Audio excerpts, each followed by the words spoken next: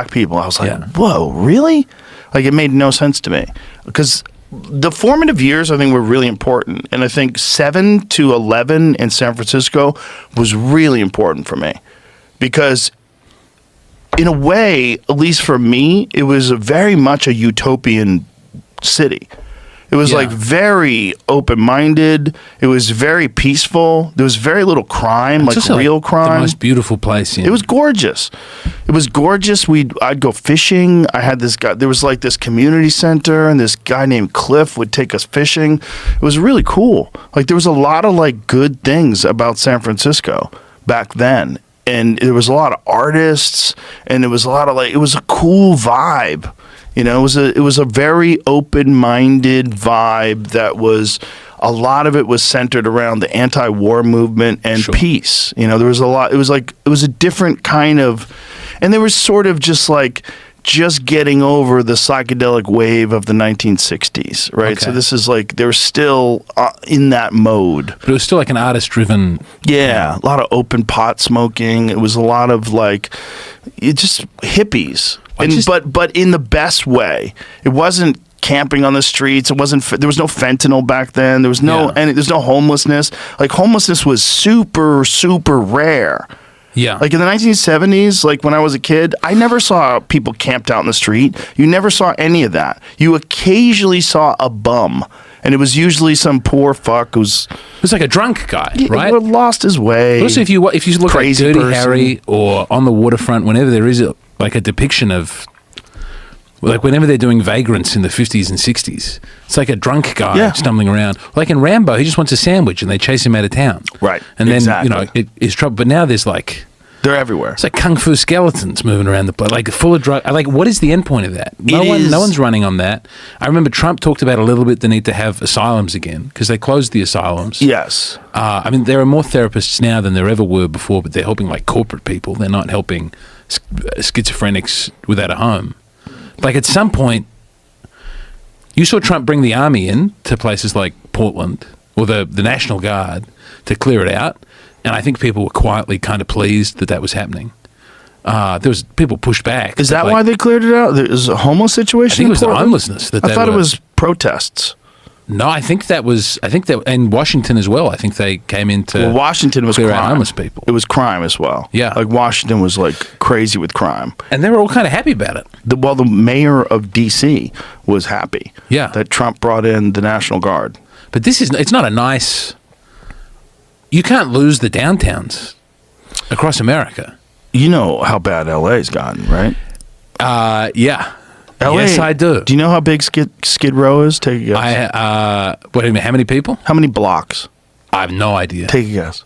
250. Well, that's too many blocks. 50. That's not a row anymore. 50 just completely claimed by homeless zombies. No, how big are the blocks? I'm thinking about LA downtown. Big as fuck. I stayed away from there. It's huge. I went to the Hollywood Hills in Malibu and had a nice time. Downtown is nuts. Downtown LA is the only downtown of any major city that sucks.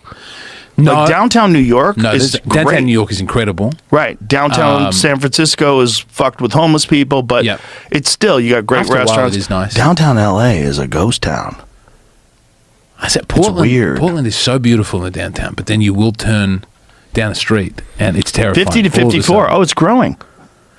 Skid Row in Los Angeles, officially known as Central City East, covers approximately 50 to 54 blocks. 15,000. Yeah. They don't know how many people are there. There's just wild guesses in terms of what the populations of homeless people are. Even in terms of the population in the entire city, the high number is over 100,000 in the city. It's crazy. Look how big it is. All that whole area is completely lost. I thought it was a row. I thought it was like one street.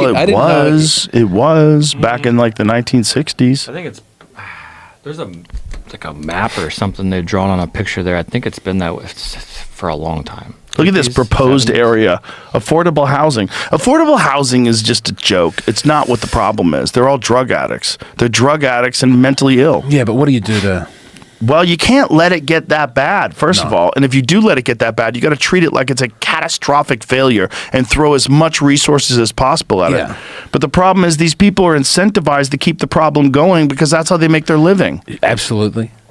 But they then don't have any I read about motivation Singapore. whatsoever to fix it. Yeah. Because if the homeless population drops down to like a very small number, and then they don't need all these people that are making $500,000 a year on the homeless commission, it's complete grifting. I don't have it's not my country. I don't have any big problem with Gavin Newsom. You know, I don't understand how LA has every story that comes out of California seems to be. Okay, so here it says between indictment of 1960 and 1975, 50% of the housing in Skid Row was demolished, reducing the total number of units from 15,000 to 7,500 and displacing thousands of poor residents with nowhere else to go but the street.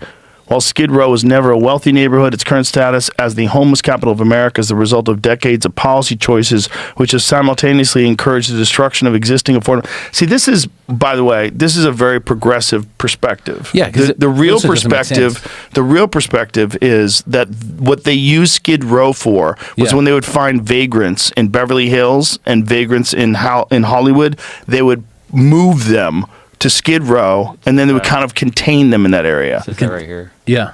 Yeah. Dumping. So encourage Sort of like the a practice of concentration dumping. camp for the homeless. With homeless, medical patients, see, this is a very progressive perspective. Homeless medical patients. How about vagrants who are drug addicts? You can call them medical patients. Like, you're just being kind. This is just too charitable. From across the region, so they would dump them there, and then they also had like food kitchens there and stuff like that. So they had a incentive to stay, but they kept them there. And so then it kept growing because the homeless problem keeps growing. But and growing. it's psychosis and drugs. That's the ultimate. Yes, Yeah. drugs are the big one. Yeah. And drugs are the drug use in Skid Row is probably 100%.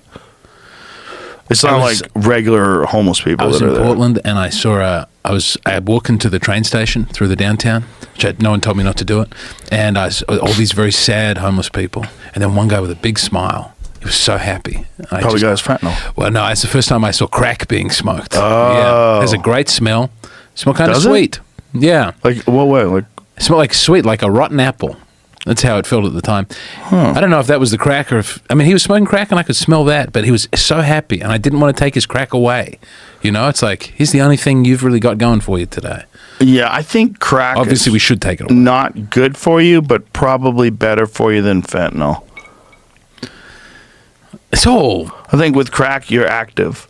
Crack makes you go do a bunch of stuff. This is weird seeing heroin people for the first time because they're not like a threat.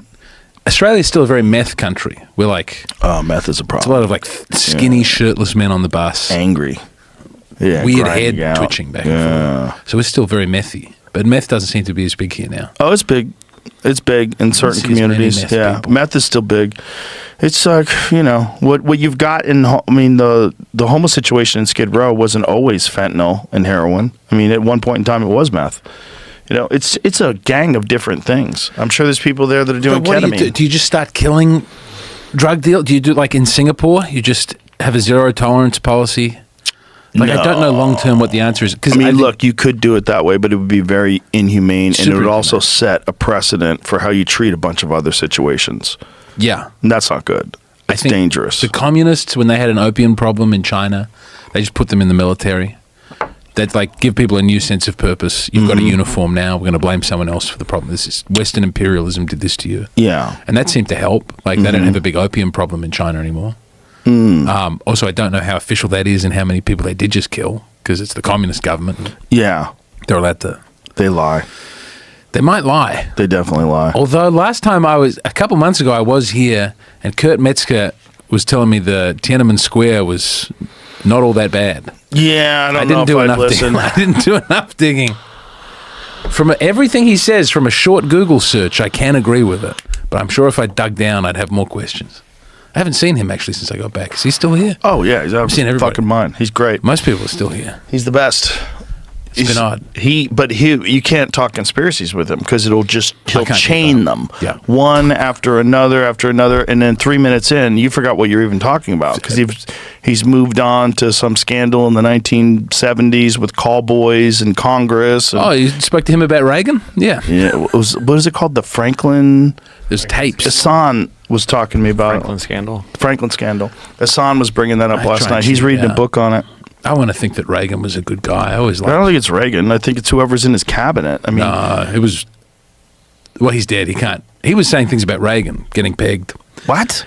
Who was saying that? Kurt was talking about that there was a tape somewhere of Reagan getting pegged. And I was like, I don't want to know about it. These guys don't even think the Artemis flight went past the moon. They did it? Kurt No, I thinks think there's a secret space program and that this space program is bullshit. There's a real space program and they're using this space program to obfuscate. It just seems very complicated for people who can't do. Might be saying it incorrectly. No, but he it knows would a be. lot of things He does. about a lot He of does. things. And then when I dig in, often it seems true. a lot of it is true. But also, I think the government is incompetent everywhere. Mm-hmm. And if they were able to get that one thing of, building a fake space program to conceal a true fucking space chance. program, it seems unlikely. Yeah, well, do you know how much money you'd have to run 2 space programs, one real one and one fake one? That's crazy. Look Just at a the real Nazi one one. costs so much. Well, the Nazi one was real. Yeah. Yeah. That's come out. Everyone seems. at peace Some with that. people are still not aware of it. I've had conversations with people where they don't want to admit it, where they can't believe it. Do you know NASA was run by Nazis? They're like, what? And you tell them about Yeah. Werner von Braun. And they want to, there's a lot of people that are like NASA fanboys. And these NASA fanboys don't want to believe that NASA was run by literal Nazis. Yeah. Yeah. I mean, not necessarily like they were scientific Nazis. They were Nazis. Yeah. Werner von Braun used to hang the 5 slowest Jews I didn't know at this. his rocket factory in Berlin. The Simon Wiesenthal Center said that if he was alive today, they would grab that. prosecute him for crimes against humanity. I mean, do you think that story got out when he was at NASA and everyone worked a They little hit harder? it well. There was no Freedom of Information Act Yeah. releases. There was no internet. When Operation Paperclip was first initiated, they got, I don't know what the number is of Nazi scientists, but it was more than 1,000. Yeah. How many Nazi scientists, put this into our wonderful ad sponsor, Perplexity. Our AI sponsor that gives me all my information. How many Nazi scientists were brought over by the United States for Operation Paperclip? I don't know that there's an official number. This is what led me down my research like 10 years ago, was this exact question. Right, but let's see what Perplexity has to say. I'm guessing. I'm going to guess about 1,500. Also, as I'm looking this up, I will note that supposedly they were split up like evenly between the Soviets and Right. the United States. That's Was true. it? Yeah, the Soviets took a bunch of them as well. I didn't know they divvied it up. Yeah, I read a book about it a long time ago. I just started getting into the Soviet space program. I It's think great. Oh yeah. Like is it the Venus missions? Am I getting that right? Where they? Oh yeah, they got a thing on Venus and took pictures and sent them back. Yeah. But then it was so hot that everything would like 1,600. 1600s. Typically state that about 1,600 German scientists, engineers, and technicians were brought to the United States under Operation Paperclip. So I was pretty close. To reel back though, I was trying to dig through this article as you guys are talking. About Nixon getting pegged or no. Reagan? Yeah. Political The article. plot to out Reagan? Yeah. Group of Republicans tried to stymie what they alleged was a nefarious homosexual network within the campaign of their own party's standard bearer. This is what I mean. Yeah, he says something that sounds crazy, and then you do a search. to You see go, what oh. the answer is, but during it says like while he was trying to pick a vice president, there's somewhere in here. We had to fuck him? It says Well, that you can there's be a my tape- vice president, Said but- someone had a tape of an orgy. Yes. No. Yeah. Well, didn't I don't wanna believe Reagan frequented Bohemian Grove? Isn't that correct? I believe he did. I don't know. Everybody. Yeah, a lot of people did. Right, but People still Reagan do did. it. But you remember what Nixon said about Bohemian Grove? The faggiest place I've See, here's what- goddamn faggiest thing I've ever seen. heard. You've heard Alex Jones talking about it? Yes. Well, Alex Jones went. Yeah. Alex Jones told me I about it grabbed me right on the after ass. he went. This guy says he by the way, engaged in a homosexual act with Reagan. Okay, it was not until a boozy lunch with a man claiming to have been a longtime Reagan associate. However, the Best found what he believed to be the smoking gun, proving that Reagan was controlled by homosexuals. Bill, you don't understand the problem, the man told Best. I once engaged in a homosexual act with Reagan. It was a different time. Yeah, so I don't. These are up until now in this article. These are rumors. Right. I don't know that this video ever came out, but there's it's Interesting. a very long article about it. On Interesting. Politica. Yeah. Interesting. I was trying to find an answer and I didn't really get to this